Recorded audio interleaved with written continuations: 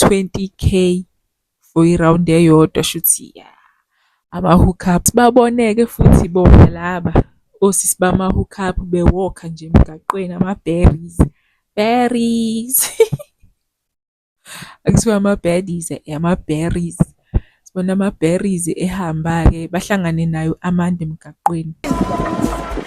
Mephi kahle kahle uhlala usendlini awukhulumi nebantu nje emarumini usekhathi endlini Which nje ngiyamfila mina mfethu Amanda, nami ngiyayivalela nje bandla. Mina hawu ngiyazivalela nje. Ngiyazivalela shame. Hhayi bese bethi-ke bona kufanele u-Amanda lo abajoyine benze imali. Cabanga. Kuthi kusanjalo u-Amanda esahleli kungena uMaStende uzofuna imali ye-rent cabanga. Ngale nkathi uMaStende efikile lapho efuna imali ye-rent kanti